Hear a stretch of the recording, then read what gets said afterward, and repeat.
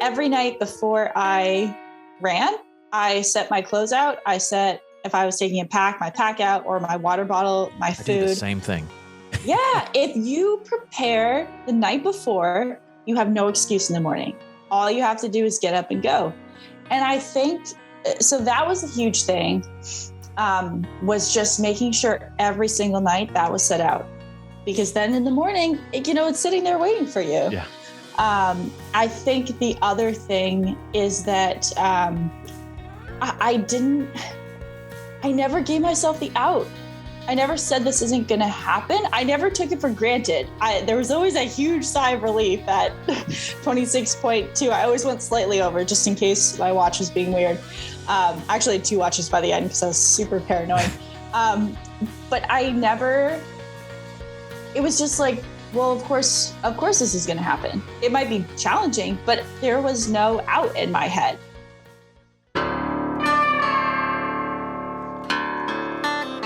This is the Tom Rowland Podcast. Fascinating stories to amaze, encourage, and inspire you in fishing, fitness, and the outdoors. And we're brought to you by Black Rifle Coffee. I started this podcast as a way to connect with my friends, people that I admire and respect, and you. It has been a learning journey that's made me a better person, a better fisherman, a better father, and a better athlete. I'm so happy that you're on this journey with me, and I'd love to hear from you with show suggestions, guest suggestions, or questions.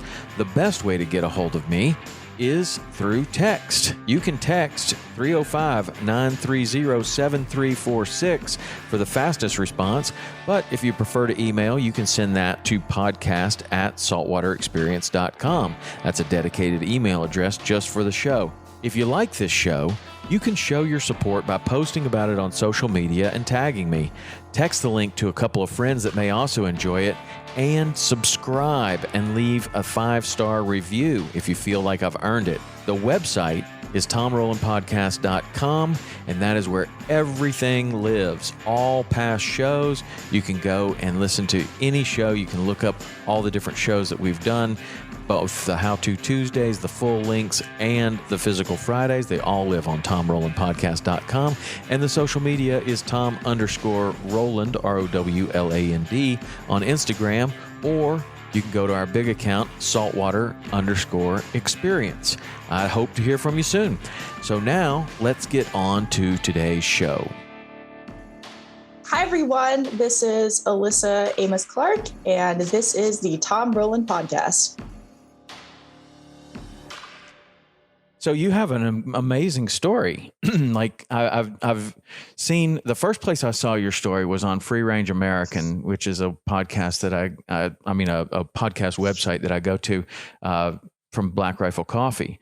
And 95 marathons in 95 days. That caught my eye immediately. And I was like, what is that about? Like, so you did that, right? 95 marathons in 95 days? I did. It's still, it wasn't at all intentional. That's kind of the funny part. So I still am kind of like, oh yeah, I did do that. How did that happen? Yeah, you're very humble. I would imagine that 95 marathons in 95 days, there were high points, there were low points, there were really dark periods. There were lots of times where you might have doubted whether you were going to finish. And I want to talk about all of that stuff, but let's talk about why you felt, obviously you can't just jump into running a marathon every day. I've run marathons before, and the next day I feel really bad. So you have to have some sort of training and a background in running. How did you get interested in running? What did that look like for you? Did it start when you were a little girl? No, actually, I hated running. Yeah. That's the funniest thing. So my mom used to take me out. We would do these like 2-3 mile run walks, and I just was miserable, hated it. But I was a lacrosse player, soccer player, nice. Like any field sport I would play all day. And so I grew up just in a very athletic family. Also, my mom has done these, like, she's biked across America, she's biked across Europe, she's sailed around the world. Like, she's very much an adventurous person. And my dad was a triathlete and a marathoner. I actually, when he ran the Boston Marathon a couple of times, and I really wanted like the gold blanket that he had. I thought this was like this huge prize. Now I come to realize you can buy $2 blankets or like a rescue blankets like that anywhere. And I carry them in my pack all the time, but I thought it was a very special thing. So I was like, I want to run a marathon for the blanket. Nice. So I think even though I didn't like running until I was probably about like 10 or 11, which I know sounds really early, but that's kind of when I discovered it. And then I actually went to, I grew up in Vermont. And so I went to cross-country skiing is kind of in our blood a little bit. So I went to a ski academy for cross-country skiing for 2 years. And it was very normal for us to do like 4 to 5 hour training runs. Wow. Like out on the long trail, out on the Appalachian Trail. And we were on a pretty consistent, you trained like 450 to 500 hours per year, which, at 14, 15, that's young and that's a lot. But I think that, I had structured training when I was younger, which a lot of people don't. And I just kind of fell in love with long distance runs. I just thought it was so fun to move through the mountains on my own 2 feet. So after that, I actually played lacrosse at Williams College, but I was always kind of dabbling in the endurance world. So my mom and I would do this like run to college because I went to school very close to my college, like 25 miles. So we would run the long trail / Appalachian Trail to college to like move in. And we would do that every year. And I realized again, like that's not, most people don't normally run like 25 miles on the trail for fun. But I wanted to run a marathon when I graduated college. And then I had read a book about ultra marathons. So I was like, that sounds like more fun. So I went straight to ultras, and, that's really the big thing that I think it's like, it sounds like kind of a sensational story when people read like 95 marathons in 95 days. And really the base of it is, I'm sure with fishing, with anything, is that I've been, consistently training, consistently building a base since I was about like 13, 14. Mm-hmm. And so I've done ultra marathons. That's kind of my specialty since I was 22. And so if you look at that time period, that's like 14 years of pretty consistent training. And so while the marathons were taxing and they were challenging, I also have a base of fitness that I've built for years and years. And so I wouldn't recommend someone, who's only had a couple of years even, right, or just is like, hey, I actually had people be like, so what's your training plan for this? I'm like, well, go back about 14 years and start, running in the woods a lot. Yeah. Well, either way, like it's a big goal. I mean, no matter what kind of base you have to run a marathon every single day for 95 days, that is a big goal. And what I was learning when I was doing a little research is that the world record was 61, I think. And that when you set your sights on, maybe that's something I could do. And then I kind of caught up on some stuff where you were saying that you thought you were going to stop at 75. And then, and I stopped doing research because I was like, well, I don't want to spoil it. I want to know what happened like between 75 and 95 when you get to, when you surpass the record at 61. I could see where you would be like, well, I want to put a pretty good cushion between me and whoever else might attempt this. But then what happens at day 76 where you decide, well, no, I'm not stopping. I'm going to keep going. Well, I had to bargain with my husband because he had to pick up a lot of the slack when I was a little more tired. I actually think when you start things like this, it's almost harder to stop. Yeah. Because I can see that because this was one of the main questions I wanted to ask you about stopping, but go ahead. I'm sorry to interrupt you. No. I think so. Being in the military, being a military spouse, I'm not in the military. You are constantly shifting You're constantly moving away from friends, moving to new areas, changing career paths. There's a lot of instability in it, which is exciting. I enjoy the lifestyle. I think it's been fantastic to see so many different parts of the world. But there's also, that uncertainty on the other side of things. And I think that, we were moving. So during all of this, we were moving from Italy back to the States, and specifically Florida. And so I think the marathons were this kind of friend and this stability that I could have some kind of sense of normalcy when everything else was changing. And so I think I didn't really know what to do on the other side of the marathons.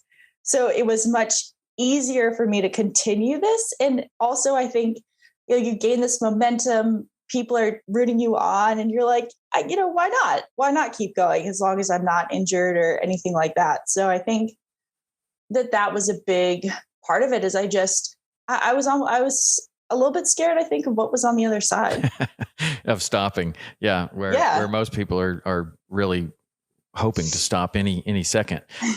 But it's interesting though, but I still want to know what happened at 76.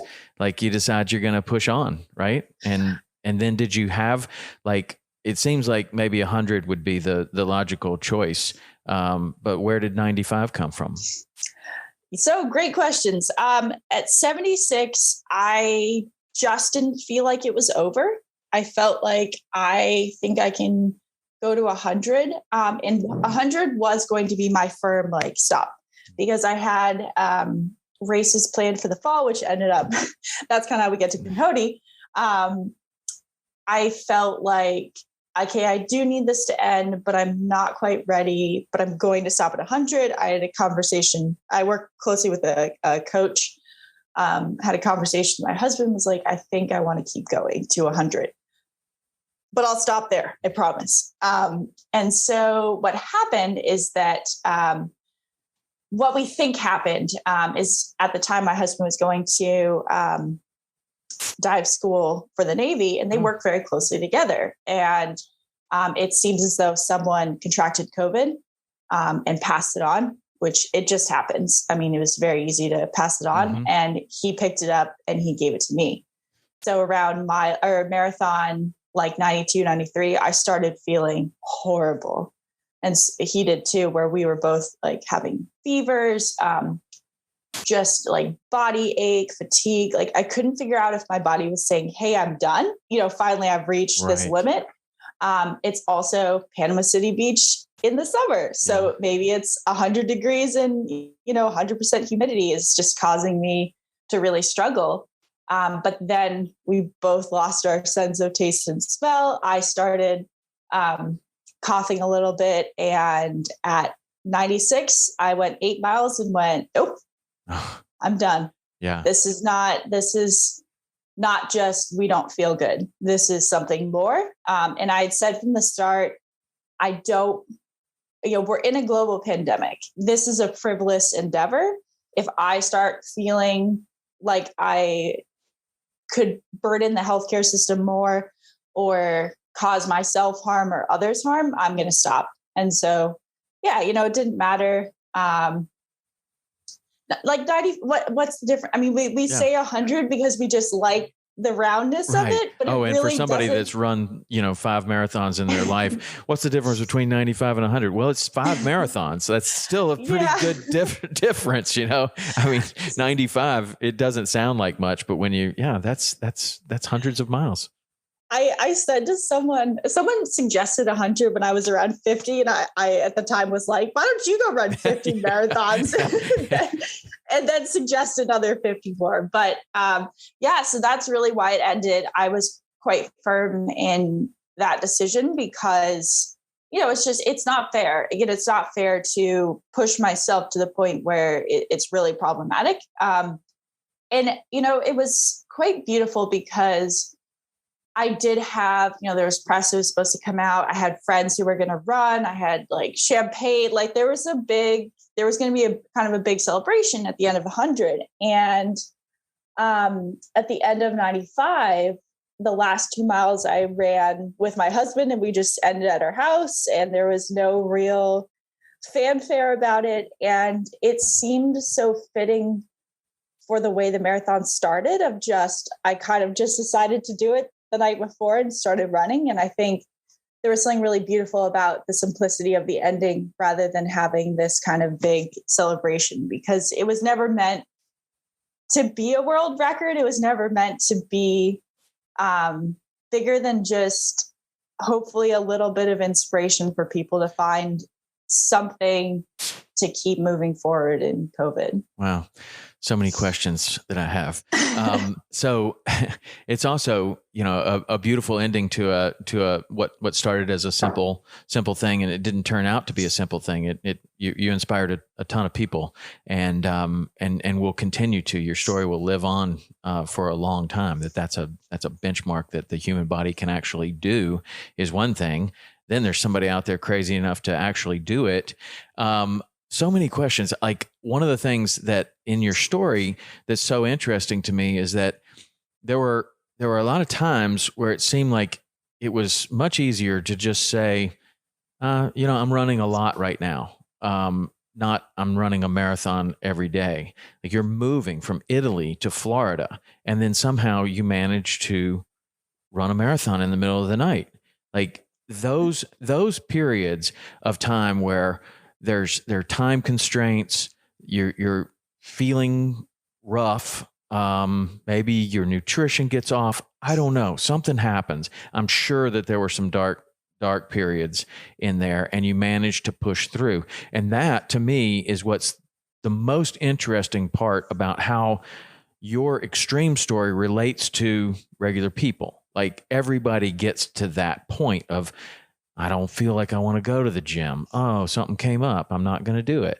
Like, how did you, on an extreme end of the scale, how do you manage that and push through to where, it does seem pretty crazy to fly from Italy and then run a marathon, but you did it, and that's awesome. But what could you tell other people that struggle with, maybe it's something as big as a marathon, maybe it's something as simple as just kind of getting to the gym? Yeah. So I think, this is, I guess, to make it small and then make it bigger. Every night before I ran, I set my clothes out. I set, if I was taking my pack out, or my water bottle, my food. I do the same thing. Yeah. If you prepare the night before, you have no excuse in the morning. All you have to do is get up and go. And I think, so that was a huge thing, was just making sure every single night that was set out, because then in the morning, it's sitting there waiting for you. Yeah. I think the other thing is that I never gave myself the out. I never said this isn't going to happen. I never took it for granted. There was always a huge sigh of relief at 26.2. I always went slightly over just in case my watch was being weird. Actually, I had 2 watches by the end because I was super paranoid. But it was just like, well, of course this is going to happen. It might be challenging, but there was no out in my head. And I do think that takes some time to develop. In a way, it's almost a callus, where it's like you've built up, or a muscle, you built up the muscle to say, this isn't optional. This is going to happen. And part of it is having a support system to be able to make that happen. My husband, I can't give him enough credit for picking up. Like, he took the lead on moving. He made sure I had the resources that I needed. He just picked up a lot of slack for me to be able to do this. But I do think you just have to have it, if something's really a priority in your life, you make it happen. And it was a priority, and it wasn't, the other thing too with the marathons, with a streak like that, is that if you don't accomplish it today, you don't get tomorrow. Right. It wasn't like I could say, oh, didn't finish today, I guess I'll just try again tomorrow. And I think in life, we don't often have those scenarios where if we don't succeed, we don't get to try again. We don't get a second chance. And I do think there's a lot to be said about second chances. I'm a high school teacher, and I give a lot of second chances because I think that's important when you're growing up. But I also think it's really important to realize that not everything in life gets a redo. And so for this, I didn't get a redo if today didn't happen. So I think that was really important as well, is just having this mindset of like, it's happening and I'm going to do it. And it might not be ideal, but I also know I can get it done. Right. There's so much to that. Like you actually put yourself in a position to where you had to do it, to where it's almost like it's easier to do it than not to do it, because now you throw away you're on marathon 47. And now if you skip today, you throw away all this work that you've done. And it's almost like, have you ever read James Clear, Atomic Habits?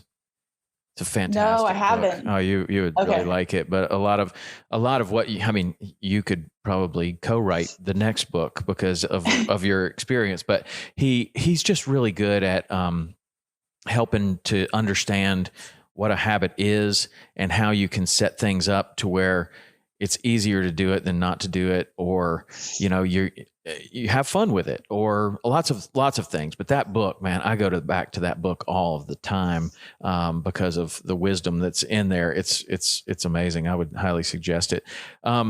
So your story has been super inspirational for so many people. And when I'm just scrolling through social media, I'm looking, it made a big impact. And I just wonder, like, when you have that kind of impact on people, that's awesome. And I'm sure it makes you feel amazing that this has grown into something much bigger than you. But I wondered where you get your own motivation. Like when you're going through this, were there people that you look to or resources or something that you got your own motivation or inspiration from? Yeah, I definitely look towards other people. I'm trying to think. In the military, you so often see people pushing themselves above and beyond. My husband used to be a submarine officer, and just knowing what they would go through of, I haven't seen the daylight for 45 days, or, I haven't really slept in 20 plus hours. Like, it's just incredible what mentally they can do. And I find so much inspiration in the people who come up to me and say, like, I did my first 5K, or, because of your story, like, I ran a marathon. And I think of those people while I'm out there, like, oh my gosh, like, if they can do something beyond what they thought capable, like, I can do this too. And also, so I was very sick as a child. I have ulcerative colitis. And so I had my colon removed when I was 14, and I was very, very sick, like, couldn't get out of bed, really, had to have a blood transfusion, really was in a bad spot. And so I think, and I remember lying in the hospital bed, looking out the window at the mountains, just being like, I just want to be out there. And I think, when I first kind of came out of that, because for a long time, it did impact me mentally and physically, because I was a very competitive athlete. Kind of prior to that, as a kid, like, I was always playing up. I was always, the top of the game. And I just took it for granted of like, yeah, of course, and I worked hard for it. I would spend hours extra playing, but I just always, like, I didn't even think about what my body could do for me, because it just did it. And when I had that all taken away, where walking to the bathroom to brush my teeth was hard. When I came back from that, I think for a long time, it was a source of pain. It was really mentally and physically challenging, and I didn't know how to deal with it. And so for a long time, it was about kind of overcoming what happened to me. And I think ultras were a little bit of like, how far can I run away from my past, in a way? And, how can I prove myself over and over? How can I be the athlete that I used to be? And so there was and that's not a healthy place to come from, of proving oneself, of overcoming a past trauma. And then something switched in that it became less about overcoming and more about like being a celebration of that and being thankful for what I can do now. And so I think that so much of where I am is like gratitude for what I've been through and where I am now. And the fact that I can do these things with a body that, I mean, when you don't have a large intestine, you don't absorb things as well. You don't absorb a lot of nutrients. Like my body does not seem like it should be designed to do long distance stuff. It seems like the opposite. But for some reason, that I think in many ways gave me the ability to do what I do now. And it doesn't necessarily make sense scientifically, but it works. Yeah. And so I think that I also think that when you have those moments that are kind of like, you know, you're in many ways, like at one point I couldn't get out of bed and I just kind of was like, I've had enough. Like I'm kind of done, which is a scary thing to think about as a 14-year-old. And when you've had that, like that darkest moment of your life, everything else doesn't seem as bad after that. So, you know, it's like, yeah, was running a marathon in the middle of the night in Germany hard? Yes, I wasn't sure whether to laugh or cry pretty much the entire time, but nothing was as bad as that. And so it's like, I get to be out here. I get to do this. I get to do this crazy thing that other people think is like insane. But like for me, it's so like, I love it. I love what I do. I love running. I love being able to inspire other people. And like, I'm so grateful that I get that opportunity. Yeah. That's awesome, man. I get to rather than I have to. That's amazing. So when you made that shift, like, do you remember, like you just kind of made mention of like something shifted and it wasn't, you weren't overcoming anymore. You weren't running away from something. You were celebrating something. Do you remember that you made that mental shift and realized it? You know, I think it was a gradual thing, but I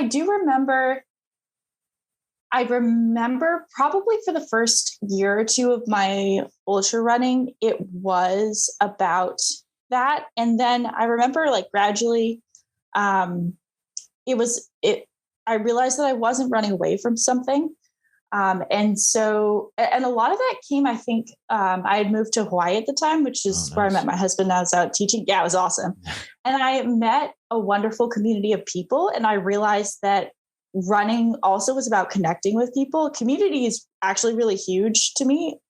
I love going to races and runs and meeting new people. It's like one of the best parts of running, which is a little bit funny because a lot of people are like, oh, I go for the scenery or I go for this. I'm like, I go to meet people. Right. And I'm a bit of an introvert. So it's just kind of funny. But I think it was learning other people's stories and learning why they ran and realizing that we all bring scars and trauma into things. And I think it was hearing other people's stories and realizing that maybe I didn't have to fight so hard, that I could just have that be a part of my past, but also be thankful for where I was going and be thankful for the people around me. That I think that really helped. Man, that's awesome. You know, running can be a very solitary thing, like especially, you know, the way that you did it. And so it would make sense that like all of a sudden you're going to get to do your favorite thing, but you're also going to meet a lot of people. Like that seems totally natural to me. I want to go like some technical stuff about your run. Like what kind of time was in your day? Like when you're doing these marathons every single day, like what kind of pace are you running and what kind of time does it require to get warmed up and move out there and run and actually come back and now you know, recover for a little bit? Like what is that period of time for you? Yeah. So I'm going to chalk a lot of this up to the power of youth. That really helped. I was 27. Yeah. 26. somewhere around there. When I started them, wow, I should remember how old I am. It gets worse. No, I was 27 when I started them. So I think that really helped me. I do really, some people are like, how did you recover? I'm like, I think youth really, because a lot of people don't take these on until they're like 40 or 50, which is totally doable. But I do think that I rebounded a bit because I am a bit younger. So let's see, the marathon, the human body is incredible. It is. So I found my kind of like happy pace between like a 9:15 and a 9:45. And I was running on like completely flat. So I tried to take out hills as much as possible. And so I just found that, I could run 3 marathons within like a minute of each other. Wow. It's just like, it's a human metronome. It's insane. So I was generally running between like my faster ones, were right around 4 hours, and then upwards, like normally be between like 4:10 and 4:20. So for the most part, and it kind of shifted to Florida, I was getting out at like 5:30 or 6 because it's just so darn hot. Mm-hmm. Sometimes even earlier. Italy wasn't as hot, so it'd be like 7:38. So basically, eat breakfast, get out the door as quickly as I can, be done around anywhere between, depending on what time I started, like 10:30 and noon. And not like warm up was running the first 3 to 4 miles.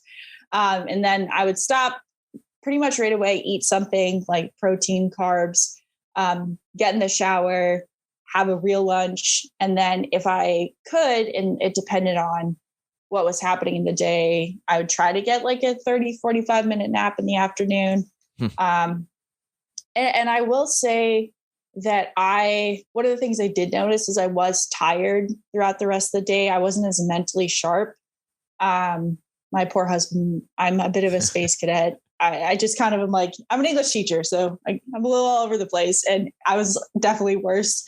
And he was just like, oh, I can't wait till your brain's normal again. So I was definitely a little bit more just mental fatigue. And yeah, the rest of the day when we were moving, it'd be like moving all our stuff or traveling. But when we were kind of settled in Italy, it would be like, do house chores as much as I could, or go to the grocery store, make some dinner. And sleep was super important as well. You've got to sleep. And I could tell if I hadn't slept well, it was really hard to do the marathon. But if you sleep well, you eat well, those 2 factors really are so huge. Yeah. Well, it's amplified too. Like when you're doing something of that on that extreme level, and you're going to notice it way more. But it's the same with a regular day. Like if you don't sleep well, you don't perform as well, and maybe you don't notice it like you do when you're getting up for your 65th marathon. But sleep is super, super huge. So like it's taken you like 4 hours to run, and then so that's like half your day. Like you're getting up, and then around noon you're kind of getting back into the swing of things, right? And eating. I would imagine you've got to eat like a lot. Quite a bit. Yeah. No, definitely a lot. I would say probably like, breakfast and then snacks in the marathon. And that was crazy, is that actually I got very efficient while I was running the marathon. Eating. That I started needing less food. Yeah. It's like Dean Karnazes that in his book, he orders a pizza on one of his big, long training runs, and the guy shows up. He's like, I'll meet you at this corner. And he's like, at a corner? What are you talking about? He's like, I'm going to be running. And then he like runs he like folds the pizzas over and just takes off running with them and eating them while he's running. And I'm sure that's what you had to do too.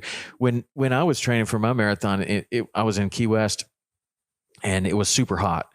And I was always concerned about like water. Like, what if I run out of water? And I would even go the day before and like stash some bottles, Gatorade, other things, because there would be places where there wasn't a store. There wasn't. What were you doing for your hydration, your snack? You could carry your snacks probably, but you can only carry so much water. Yeah. So that absolutely was a factor of consideration of where I would go. Yeah.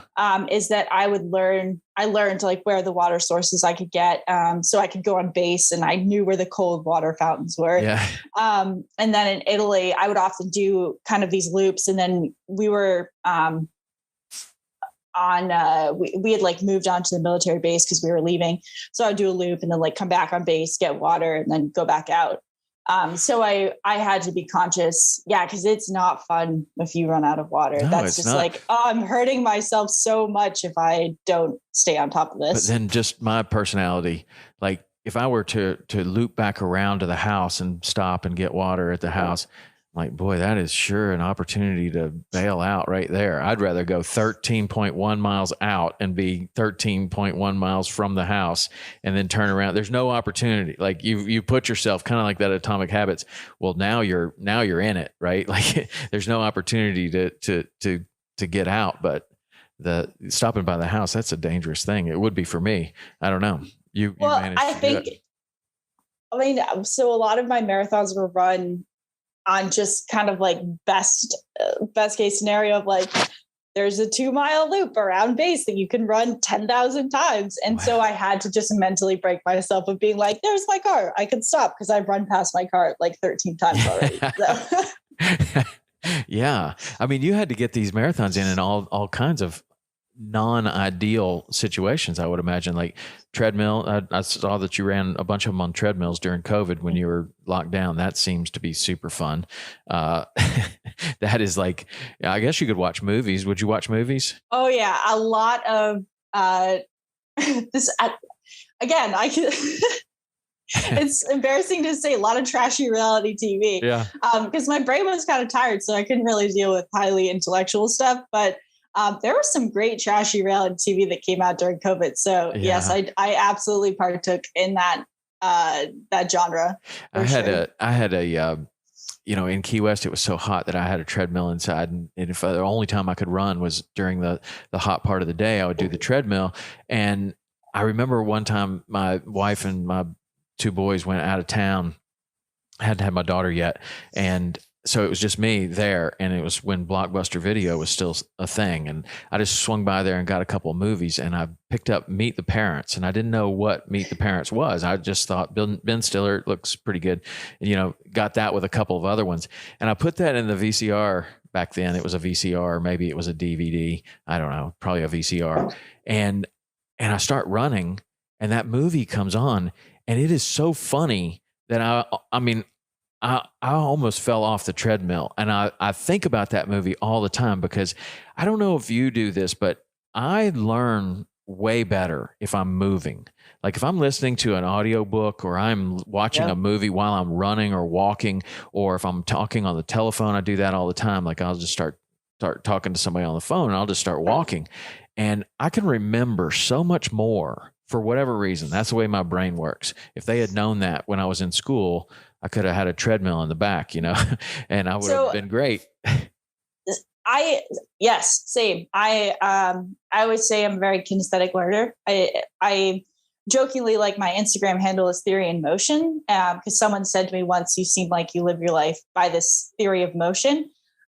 Because I move, I'm always moving, and it helps me learn. And I actually have a policy in my classroom that if a student wants to stand up, move around, walk around while I'm talking, or stretch or anything like that, they are welcome to, because it's like, see exactly what you said. But for some people, sitting there, it is terrible. And it doesn't mean that you have a learning disability or anything. It's more just like you learn a different way. It took me a long time to figure that out. And audiobooks weren't a thing in my life earlier, but then, later audiobooks become like a thing. And I used to listen to them when I was running, and I could remember so much of those books. And like that movie, I can still recite lines from that movie, but I watched it for the first time while I'm running on the treadmill, and it was such a surprise. It was also like that's one of the best things about a movie where you have no idea what to expect. You have no expectations whatsoever. And then you hit a home run, like Meet the Parents. It was hilarious. And I wasn't expecting it. I didn't even know it was a comedy. And it's so fun. It was so funny, but I can remember that so well. Cool. Well, what audiobooks were you listening to? Like I saw that you listened to audiobooks when you're doing all this running. What did you like to listen to?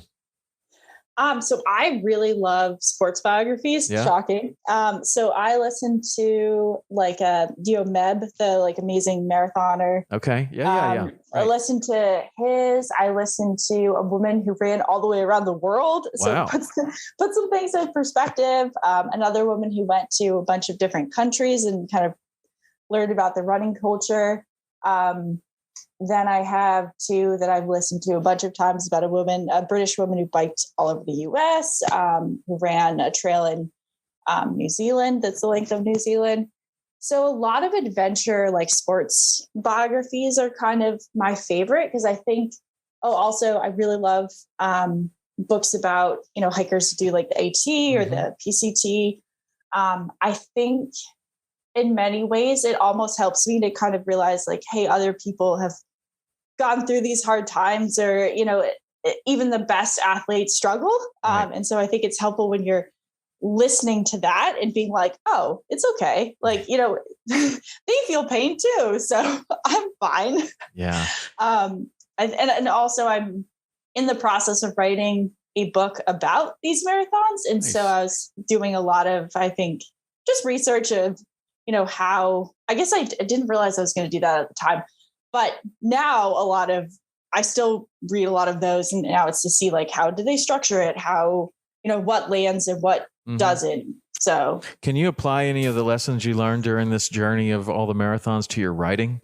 Yes. And I have not done a good job of applying them well for a while. So back into Florida, I wasn't working, because we were only there for like 5 months during the pandemic. So getting a job is just like, I think I'll just keep running. So for a while I was writing 2 pages a day. I like forced myself to do that. And then here I'm now an English teacher and I coach runners. And there's a lot of bits and pieces that I do now. And I've definitely strayed away from that consistency. But yes, in writing, you've just got to sit down. And even if it's 2 horrible pages or 1 horrible page, it adds up. Yeah. And you just have to put in the time. And so, I have not been as good about.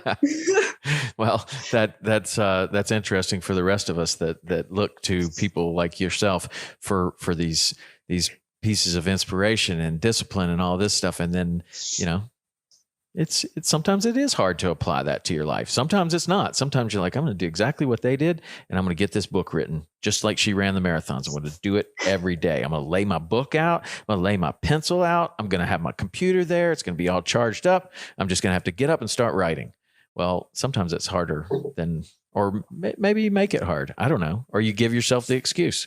I don't know. What is it? Is it you're giving yourself the out and you never gave yourself the out in the marathon, or like what's going on there?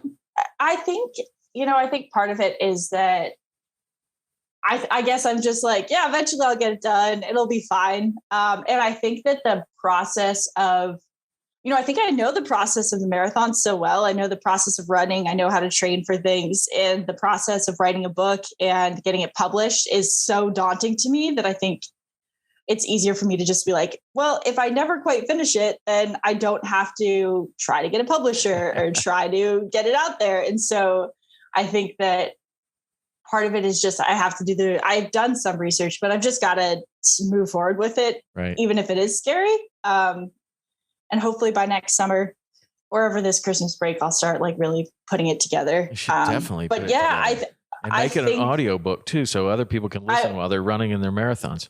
Oh, absolutely. So that's the part I have all set up. My brother-in-law he's a sound engineer, and he works for this amazing company. He's like, take a week, come in, we'll record it all. It'll be like, professional quality. So I've got that part set up. Now all you got to do is write it. Exactly. Well, yeah, and it's almost done. It's literally within like a chapter of being done, and then it just needs to be edited a few times. And yeah, I just don't really know how to find. I'll probably end up just self-publishing it, but Yeah. I think the whole like publisher aspect of it really scares me. So. Yeah. I don't know much about publishing a book, but I've had a lot of authors on this podcast that they talk about the process of writing, and it's very similar to like what you're talking about with the marathon. And it's also kind of funny when you're saying that. It's like, I'm kind of the same way. Is that these horribly painful situations are actually your comfort zone. Like you're more comfortable running a marathon at race pace than you would be at sitting down with a cup of coffee and writing for an hour like that. It's funny how like one can be comfortable, but then the other can be like painful, but it's all perspective of like how you think about it.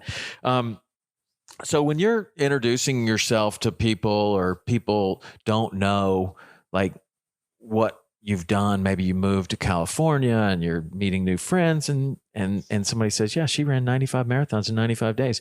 I would imagine that a lot of people are like, why? Why? What's your response when somebody asks you why you did that? I thought you were going to say what my reaction was, and it's always super embarrassed. I'm like, no, talk about you. Yeah, well, I say, basically I say like, I didn't know what to do during COVID, as most of us. And instead of baking bread, I started running. Most people I knew grew a beard. They're like, I'm not going to shave until COVID's over. And then you're like, man, I think you ought to shave. You're looking like ZZ Top. Like it's not over. Yeah. I just say, I was looking for a challenge and this was the challenge that I was able to take on. It didn't start out as a journey to reach a record. It started out as a journey to use my fitness because I had been training really hard for a bunch of races that were all canceled. And, I wanted to use that fitness. I wanted to give myself something to do. And it was fun. I was working for the fitness division of the Navy. There was nothing to do really. So I was like, well, might as well just kind of hop on a treadmill and see what I can do. And so, yeah, I would just say it was kind of like a journey of accidental awesomeness in a way of like the awesomeness of that's the title of your book. Oh, right yeah. There, The Journey of Accidental Awesomeness. I think it would be a bestseller. That's a good title. Well, thank you. Yeah. And I think what happened, and I guess this goes into my why is, it started out as just a small thing. And I don't know why I decided I'm like bad at posting on Instagram, even though my husband every day is like, post more on Instagram. I posted it every day on Instagram because I have no idea why I decided to do that. I was just like, I'll take a picture with me, like my watch and the number of marathons I do. And, after a point, I had a lot of people reaching out to me being like, this is really cool. And my mantra had been like 1 day at a time, 1 hour at a time, 1 step at a time, we keep moving forward was kind of how I ended all of them. And I had a lot of people be like, I was really struggling during COVID and like this motivated me to, keep just going about my day or like taking on some cool project. And so after a little while, I think that started being a lot of the reason why is like, oh, maybe I can actually like use my powers for good in a way. Well, it worked. It's awesome. It's really inspirational and motivational and it's such a cool story. So we talked just for a second about limits. And you were talking about the human body being amazing and that maybe at the end, when you have COVID, maybe you did reach your limit. But what are your thoughts on limits? Like, are there limits? Are they self-imposed limits? Like, what are limits to you? So that's a great question. And I can use kind of a more recent analogy to talk about it as well. I think if you set yourself up training wise and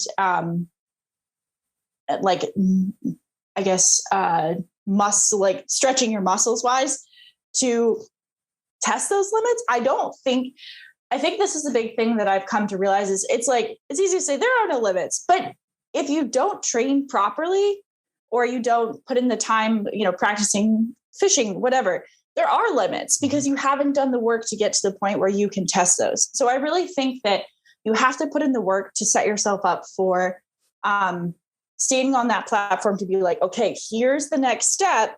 I'm ready to take it. And that's mental, that next step. It's not physical because there's nothing like, yes, you brought yourself to a certain level, but at the end of the day, your mind has to commit to it. And that's really hard. But most recent, I guess, actually, my friend just sent me something that was like, when you think that you're done, you might only be 45% done, which I thought was just brilliant. And most recently, so I just set the first woman's fastest known time on the Pinhoti Trail, which is a 350-mile trail that starts in like Ellijay-ish, Georgia, and then ends in Sylacauga, Alabama. It's actually the start of the Appalachian Mountains, and it eventually kind of connects to the AT. And that's the furthest I've ever run in one go. And I had attempted it back last year when, again, a lot of races were canceled. And I had a moment where I almost stopped. I had some pretty severe shin pain because a lot of it is still on road. They're kind of developing the trail. And everyone I know who's set records on it before has been like, yeah, it sucks. Like your shins really hurt. And a couple of times during that, when I was, really, I guess in those dark moments where I jokingly said at one point, like I looked Satan in the eye and said, not today. It really felt like that. But I would stop and I would ask myself, like, well, I wouldn't physically stop. I would try to be still walking or running, but I'd be like, is this your limit? Like, are you really at your limit? And I would say, nope, I'm not. There's more here. And I have never done that before where I've actually asked myself, like, is this your limit? And been able to answer like, absolutely not.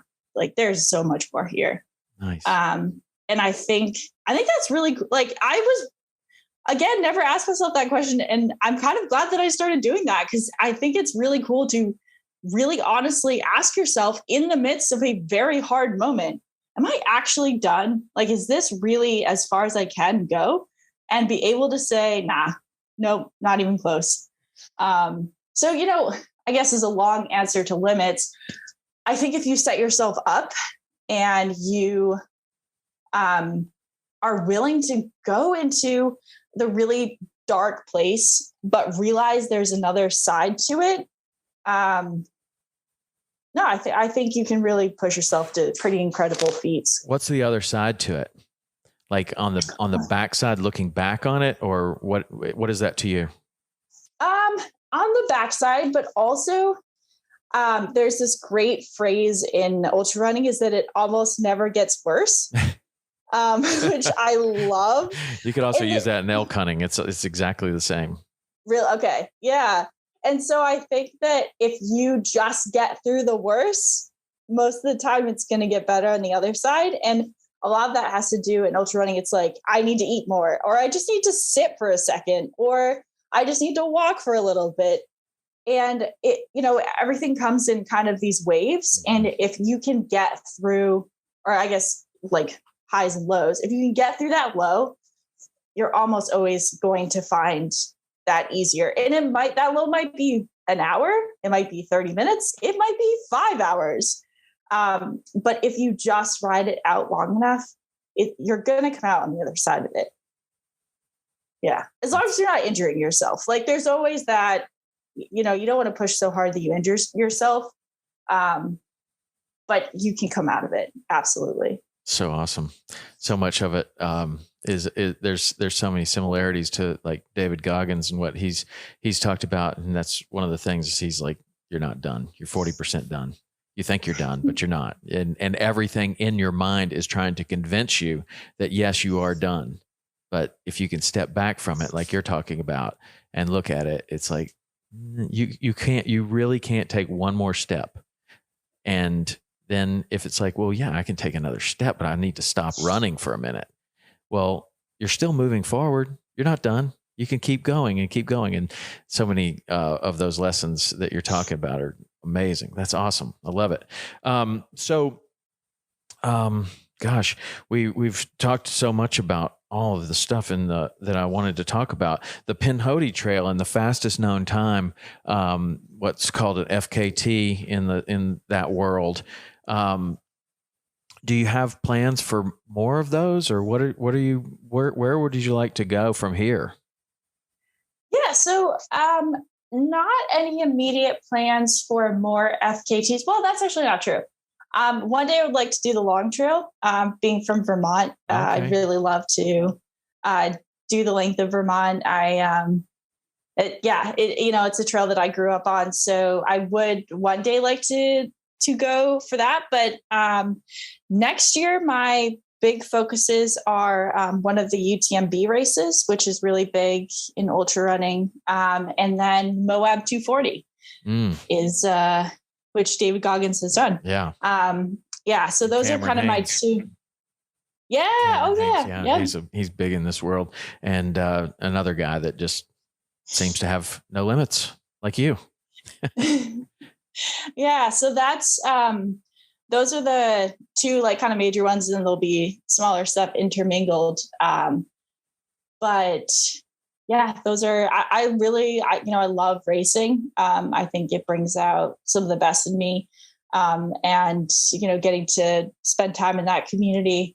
But the FKTs are also, they're a fun world, and I definitely hope to do a few more.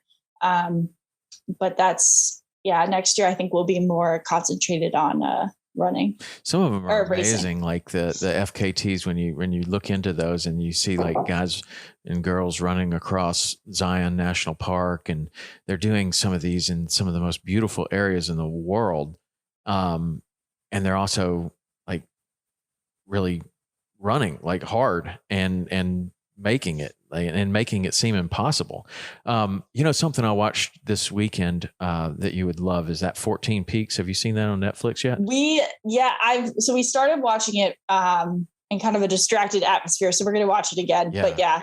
But you need to watch that, like where you can, like, because there's a lot of the Sherpas are talking, and then there's subtitles, and they're speaking like a little bit of English, and then but you have to read the subtitles and stuff. But man, that guy is, I mean, so many of the things that you're talking about, and David Goggins talks about, and Cameron Hayes talks about, it's like there's this level that all of these people have reached of, call it enlightenment or call it experience or call it whatever, that it's just like the limits don't seem to apply. But when you watch that movie, there are absolutely limits on what they can do because of the weather and because of all kinds of things.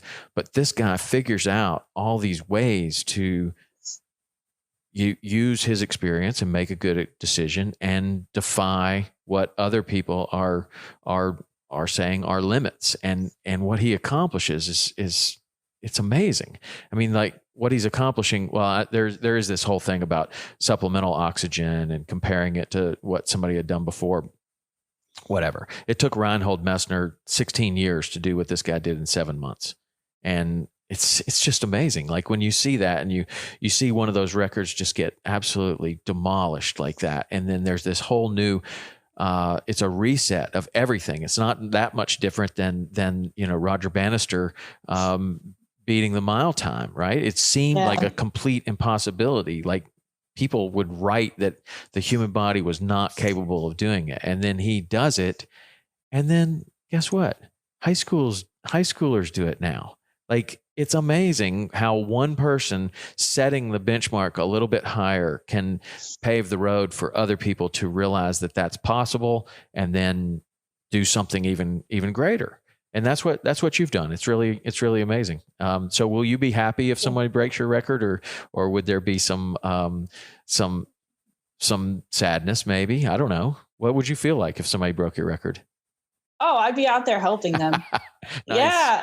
Yeah. I mean, the records are meant to be broken. Right. That's why, because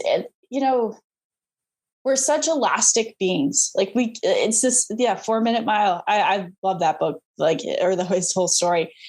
In that when we see what's capable, I mean, it's like Eliud Kipchoge in his 2 hour marathon. He opened the door for what's possible. And so it's so exciting, I think, when you are, I guess, kind of on that like spearhead of what's possible, to see then how much better someone else can do it. And I truly hope, I mean, I say that I want to open the door of what's possible, particularly for women. I think often we kind of set stronger limitations on ourselves. I want to open that door for women to go after these really hard things.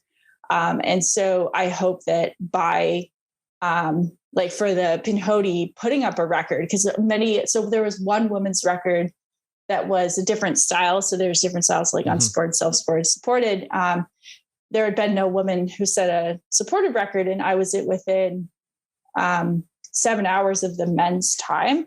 So I tried to make it like pretty hard. Like I had a lot of say. It's like, it's really, tried. But I really hope that some woman comes in as like, I can do this better. And I truly believe a woman can. And I want to crew her to be able to do that, because, we do these things to open the doors for other people. And I think if you hold on to something too hard, it then takes away from your opportunity to go after someone else's, or, to go after another race. And you can't be tied to that success. You have to have a lot more. And this is something I talk a lot about my coach. It's like, your self-worth can't be tied in that record or that success. It has to be much beyond that, because otherwise you live and die by that. And if you don't accomplish it, which happens to everyone. I mean, I failed some big races. I failed at Pinhoti the first time. And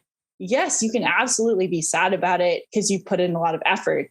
But if you hang all of your self-worth in those results, you're going to be really not happy and live a hard life, because you can't ride those emotional roller coasters. You have to be, firm in your own happiness. God, that's awesome, man. I love that. That's so amazing.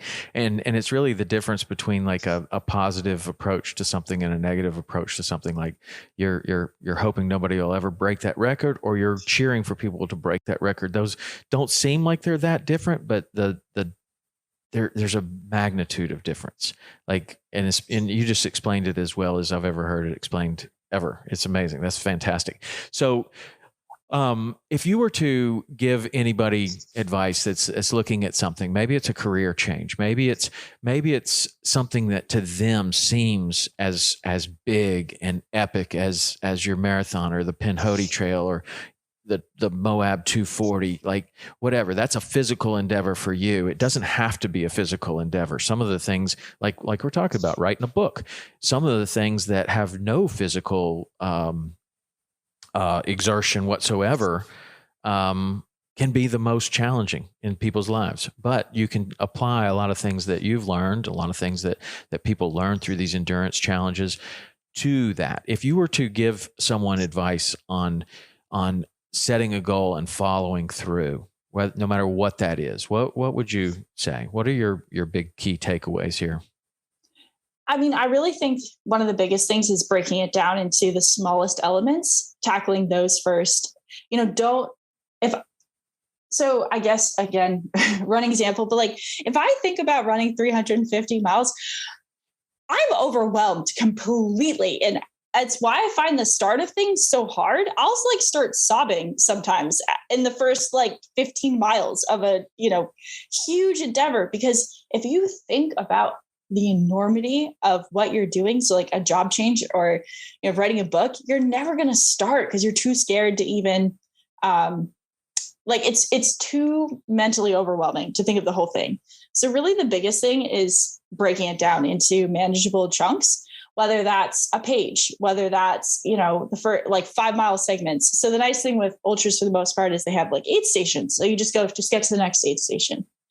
And then you can reassess. And so for, someone looking at a new job, I would say, what are the first steps of like, okay, I've identified I don't like where I'm at. So now I'm going to start researching where maybe I want to go. And then from that researching, maybe it's like working on your resume, and then it's applying for jobs. And so take those small steps to be able to get to that bigger step, but don't get overwhelmed by the eventual goal, because it might stop you from ever starting. Man, that's fantastic. I love it. That's great. Well, I want you to check out my friend who I've had on this podcast a few times. And you said you mentioned that you like to read about the Appalachian Trail and the PCT. She goes by Homemade Wanderlust. Have you ever run across her? Oh yeah, Dixie. Yeah. She's fantastic. I've actually met her. Have you? She is awesome. I would think that you two would get along great. But she's done some cool stuff. I wanted you to definitely see if you didn't know her, I wanted to point her out or introduce you to her, because she's really cool. And she's got a great story as well. But I want to thank you for sharing your story. It's you have just really fantastic insight, and a lot of people can take that and apply it to their life, and it's just really, really, really cool what you've done and what you continue to do. So I wish you all the very, very best. And if people wanted to learn more about you, if they want to follow you, if they want to see what you're doing, maybe help crew in a race, I don't know, what would they do? Yeah, so I think the easiest way to find me, and I'm generally responsive, is on Instagram. I am Theory, THEORY _in _motion, MOTION. Yeah, I'm an English teacher. Good for an English teacher. Theory _in _motion. I respond to everything. And then you can also check out my website, which is not as updated as it should be, alyssaclarkruns.com. Or if you want to shoot me an email, akamos13@gmail.com. Nice. Yeah, I will respond, and I love answering questions. I love helping people go after big goals. So I would love to. I'm available and open to chat. Right. You have coaching services too, right? I do. Yeah. Yeah. So if you're looking for any running or big adventures, more than happy to help. Or if you just want to chat, I love talking. So right on. Well, that's awesome. Well, thank you so much for doing this. And we all wish you the very best of luck, and we'll be watching as you set more records and do more epic things. It'll be awesome. And I'll be looking for your book to come out. Let us know when that happens. Thank you.